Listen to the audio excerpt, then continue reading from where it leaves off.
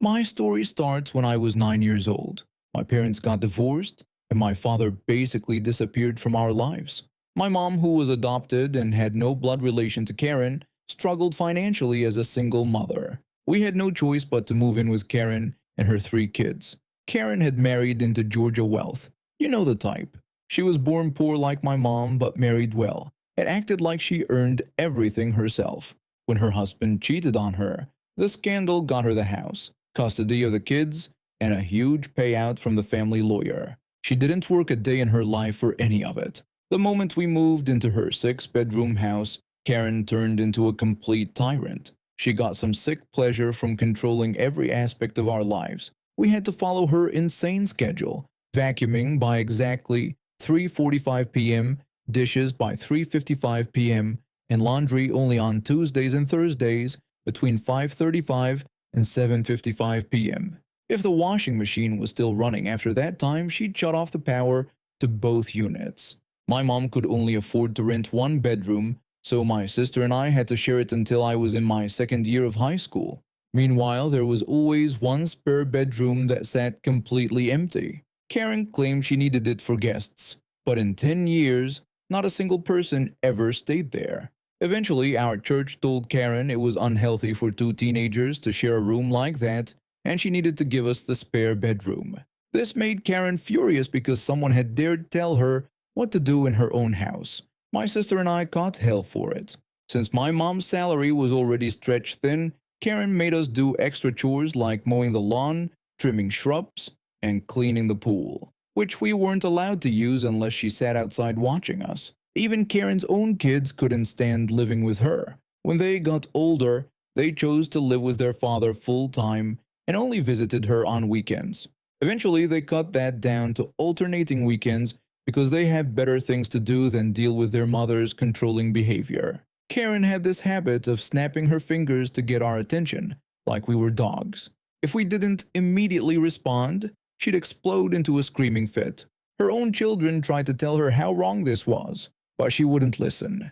They wanted nothing to do with her outside of those forced visits. Living under Karen's roof destroyed my confidence. I became weak-willed and withdrew from friends and society. I'm not exaggerating when I say that, if things had continued that way, I might have hurt myself or others.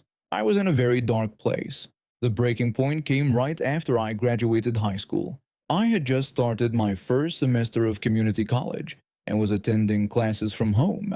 On September 27th, Karen dropped a bomb on me. She told me I owed her money for this month's rent, and the same amount for next month too. She said it was the 27th after all, and since I was an adult now, out of high school and working, I needed to pay rent. I completely lost it. I yelled back at her that she couldn't just suddenly decide to charge me rent because she felt like it. I told her I needed 30 days notice and that I had rights. Karen shouted back some nonsense about how she had already discussed this with my mother, and they had decided I needed to pay my own rent now. For the first time in my life, I found the backbone to stand up to her. I yelled right back that if I was an adult, then she should treat me like one and talk to me about rental agreements. I told her I would start paying rent in 30 days, starting the first of the month. I turned my back and walked away with my fists clenched tight. I was furious but trying to cool off. Karen saw my fists and started screaming that I was going to attack her. I wasn't, I just needed to get away and clear my head. She kept snapping her fingers behind me, trying to get my attention, but I ignored her. When I turned the corner, she grabbed my wrist hard and yelled that she wasn't finished talking to me. I threw my clenched fist forward to break her grip while keeping my stride. Her grabbing arm slammed hard into the corner of the wall. She screamed in pain, but I left the house immediately. Karen called the cops and tried to press charges against me. She went to the hospital with a fractured wrist and got a cast. But here's the thing. Her story kept changing every time she talked to the police, while mine stayed exactly the same. I can still remember every detail of that moment, the smell in the house, which lights were working, everything. I got kicked out and banned from visiting my mom and sister at the house. Honestly, I was relieved. I never wanted to see Karen again. My mom and sister and I would meet at the local diner instead, where we could actually be ourselves instead of walking on eggshells. A few years later, my mom finally wised up and moved out. She got help from the church, invested wisely, and after the 2008 housing crisis, she was able to buy her own place. She cried tears of joy knowing my sister and I could visit anytime. Over the years, I managed to forgive Karen. Not forget, but forgive. When she has no power over people, she's somewhat tolerable. My cousins heard my side of the story and know what kind of person I really am versus what their mother is. They believe me that I never actually hit her, despite what she still claims. But while I forgave what Karen did to me, I could never forgive what she did to my mother, keeping her in financial hardship for a decade while sitting on a bank account full of cash. Or what she did to my sister, making a 16-year-old pay $5,000 when the water heater burst, while Karen and my mom were away for the weekend. Karen insisted it was my sister's responsibility to watch the house. Complete nonsense. It's not a teenager's job to maintain appliances or pay for flood damage. I've had almost no contact with Karen for nearly 2 decades now, but I stay close with my cousins. I work for the government now. I've worked incredibly hard to get where I am. I'm known for being truthful and giving good financial advice, so my cousins often ask me about investments and money matters. They always relay this information to their mother, who has no business sense whatsoever. All that money from her divorce settlement, house sale, and investments, pretty much gone. Karen has always been terrible with money despite acting like she's some financial genius. That's when I saw my opportunity for revenge. I spent years planning the perfect trap. Through my government work, I had access to information about future development projects. I let slip to my cousins about some real estate plans near where Karen was living. I told them how the land might be worth a lot more because of future development. The information I gave them was partially true. There really were newspaper articles and construction signs visible on Google Maps about development in the general area. But I made sure to exaggerate and add fabricated details about specific locations, backing them up with real information from real estate websites and actual projects I worked on.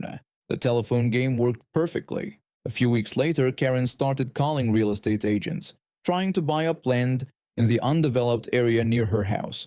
Over 6 months, she spent $300,000 of her remaining savings on land, thinking it would pay off big when the area got developed. Here's what Karen didn't know. Only housing and urban development, the government, or the city had any real plans to develop those areas. Analysis showed that building there was actually poor planning and would cost taxpayers 2 to 3 times as much because the land wasn't environmentally sound. The smart money was building 6 miles away instead. It's been over 2 years since Karen bought that worthless land. She refuses to sell unless she gets back at least what she paid for it, because she's stubborn like that. But my cousin just told me the land value has dropped significantly because it's not environmentally sound for commercial building, even though it's zoned for commercial use. 3 of the 4 blocks she purchased are now just weed farms next to ugly, abandoned buildings and industrial complexes. Nobody can build on it, and nobody wants to buy it either. My cousins have no idea I set up their mother to fail. These environmental issues are relatively new information and provide perfect cover for why the development moved 6 miles away instead. Karen finally got what she deserved, broke and sitting on worthless land with nobody to blame but herself for being so greedy and entitled. After decades of making everyone else's life miserable while she lived off money she never earned, she is finally facing the results of her actions. I work from home doing freelance accounting. My mom lives with us, and my sister visits regularly with her girlfriend. We're a pretty tight family unit, which is probably why I noticed when my neighbor started looking more frail every time I saw her in her yard. The old lady is in her late 70s and has always been this sweet woman who waves from her garden. But recently, she looked confused and scared whenever I saw her. Her daughter, who's in her mid-50s, had moved back in with her about 6 months ago, claiming she needed to help take care of her mom. Something about the whole situation felt off to me. 3 weeks ago, I finally worked up the courage to knock on their door. I brought over some cookies I'd baked as an excuse to check in. When my neighbor answered, she looked thin and tired. Her clothes were dirty and she seemed genuinely surprised that someone had come to visit her. I greeted her warmly and offered the cookies, asking how she was doing. She seemed delighted by the gesture and invited me in for tea with obvious excitement. That's when I noticed how empty the house looked. Furniture was missing, and there were boxes everywhere. When I asked about it, my neighbor got this confused look on her face. She told me her daughter said they were decluttering, but she couldn't remember agreeing to sell her mother's china cabinet. The confusion in her voice was heartbreaking. Red flags were going off in my head, but I tried to stay calm. I spent about an hour with her, and she kept mentioning how her daughter handled all her finances now and how she never seemed to have money for groceries anymore. Over the next few days, I did some research and contacted Adult Protective Services. A social worker came out and did an initial assessment. They found some concerning things, but the daughter was smart about covering her tracks. The social worker said they'd keep monitoring the situation, but there wasn't enough evidence yet for immediate action. I started checking on my neighbor more frequently, and she began opening up to me about her fears. She told me her daughter had convinced her to sign over power of attorney and had been moving money around in her accounts. My neighbor was scared but felt helpless. Last week, I decided to stop by unannounced in the evening. When I walked up the driveway, I heard shouting coming from inside the house. I quickly pulled out my phone and started recording when I got closer to the window. What I saw made my blood boil. The daughter was screaming at my neighbor, calling her terrible names that I won't repeat here. Then I watched in horror when she actually slapped the old woman across the face. The daughter was yelling about how her mother was a stupid old woman who needed to stop asking about money. She insisted that she was handling everything and that her mother needed to shut up about it. When my neighbor tried to explain that she just wanted to know where her pension money went and that she couldn't even buy her medications, the daughter became even more enraged. She screamed that the medications weren't important because she had bills to pay. That's when she hit her again. I immediately called 911 while still recording.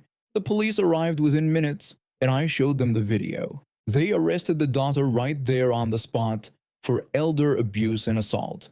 My poor neighbor was shaking and crying. I couldn't just leave her there alone, so I brought her to my house.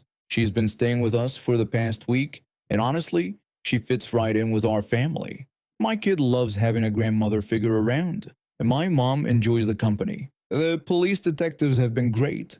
They've interviewed both of us several times, and when they asked my neighbor for her bank records, she handed them over without hesitation. What they found was shocking. The detective explained to my neighbor that they had gone through her financial records and asked if she was aware that over $500,000 had been withdrawn from her savings accounts over the past 3 years. My neighbor was stunned, saying she thought she only had about $50,000 left. The detective then revealed there was more bad news.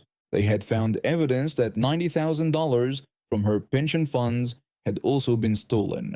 The detective explained that the daughter had been systematically draining her mother's accounts, forging signatures, and using her power of attorney to steal nearly $600,000 total. Someone could do that to their own mother. Yesterday was the preliminary hearing.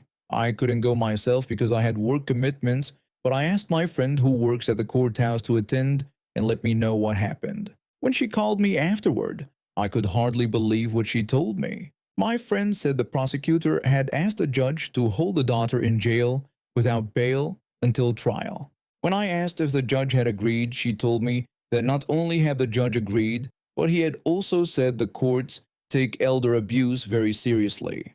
The daughter was looking at a minimum of 16 months in prison, possibly up to 26 months. When I asked about the money, my friend explained that the prosecutor said they were going to work on recovering the stolen funds. Apparently, they could trace most of it. The courts are so backed up that her trial won't happen for another 7 weeks.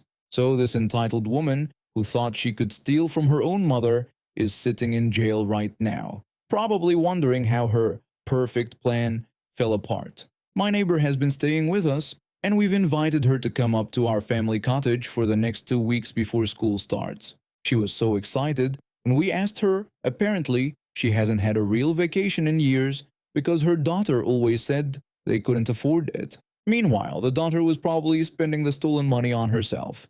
It's going to be quite the group at the lake. Me, my kid, my sister, my mom, my sister's girlfriend, and our new honorary family member. My neighbor keeps thanking me for helping her, but honestly, I just did what anyone should do when they see someone being taken advantage of. The detective told me that without my video evidence and willingness to get involved, they might never have been able to build a strong enough case. Apparently, elder financial abuse is hard to prove because the victims are often too scared or confused to speak up. I trusted my instincts. That entitled daughter thought she could manipulate and steal from a vulnerable old woman without any problems. Now she's finding out exactly how wrong she was, sitting in a jail cell while her victim is finally safe and surrounded by people who actually care about her. My neighbor will get her money back. I work at an ice cream shop in Germany. It's just a simple place where people come in, tell me what they want, pay, and either take it to go or sit at one of our outdoor tables. I've been there for 6 years now. When the pandemic hit, everything changed. We had all these new rules to follow. No inside seating allowed, only outdoor tables. Everyone had to wear masks when talking to us. If customers wanted to sit down, they had to fill out a contact tracing form with their personal details so we could reach them if there was an outbreak. It wasn't my idea. It was government policy for every food establishment in our region. We put big stickers on every table explaining that customers needed to ask staff first before sitting down because they'd need to get the contact form. The chairs were stacked on top of the indoor tables to make it clear that inside seating was off limits. Most people understood and followed the rules without any fuss. Then one busy afternoon, these four middle-aged friends walked in like they owned the place. Without even looking at me behind the counter, they walked straight to one of the indoor tables and started pulling chairs down from where they'd been stacked up. I walked over and told them that we weren't allowed to have inside seating right now due to regulations. I also mentioned that they'd need to come up to the counter to order first anyway. The oldest guy in the group looked at me with this smug expression. He told me that they had been coming here for years and it was fine. He asked if I was new and said they always sat at that table. I was confused because I've been working there for 6 years and had never seen any of these people before, but I didn't want to get into an argument about it. I explained that I've been working there for quite a while, but with the current regulations, some things were being handled differently now. I told them if they'd like to sit down after getting their ice cream, they were welcome to use one of our outdoor tables, but they'd just need to fill out a contact form first. The oldest guy questioned why they had to give me their details, claiming again that they came there often. I explained that it was a regulation that applied to every shop offering food in our region, and that it was for contact tracing in case of outbreaks. This had been the rule for months at this point. Anyone who'd been to any restaurant or cafe in the area would know about it, but these four just stood there grumbling and rolling their eyes like I'd asked them to donate a kidney. When they finally approached the counter to order, I had to keep reminding each of them to keep their masks up over their mouths when speaking to me. They'd pull them down every time they talked, even though I could understand them perfectly fine with the masks on. After they paid, I asked if they wanted to sit outside so I could bring them the contact form. The oldest guy just shrugged and told me they wouldn't be staying at any of our tables, so I shouldn't worry about it. I was relieved. These people were already more trouble than they were worth, and I was happy they were leaving.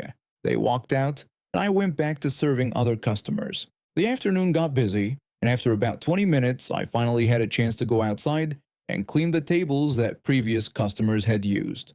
I stepped outside with my cleaning supplies and looked around at our outdoor seating area. Everything seemed normal until I looked to my left around the corner of the building. There they were, all four of them sitting at the one outdoor table that wasn't visible from inside the shop, happily eating their ice cream like nothing had happened.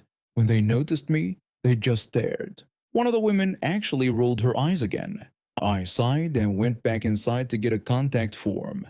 Policy was policy, and I didn't want to get in trouble with my manager. I walked back over to their table with the paper and told them they'd need to fill in their details before they left. More blank stares. I felt awkward standing there, so I just turned around to head back inside. When I was walking away, I heard one of them mutter behind me, questioning why the policy applied to them.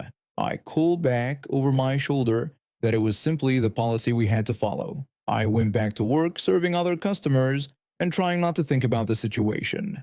About 15 minutes later, I remembered to check on them again. When I looked around the corner, they were gone. The contact form was still sitting on the table, completely blank and untouched. I walked over to clean up their table and saw what they had left behind. It was absolutely disgusting. There was ice cream smeared all over the surface, dripping down the sides, and somehow even on the seats of the chairs. It looked like they'd had a food fight instead of actually eating. I've never seen adults make such a mess at a simple ice cream shop. When I stood there scrubbing melted ice cream off every surface, I thought to myself that if they didn't want to follow basic health protocols, that was their choice.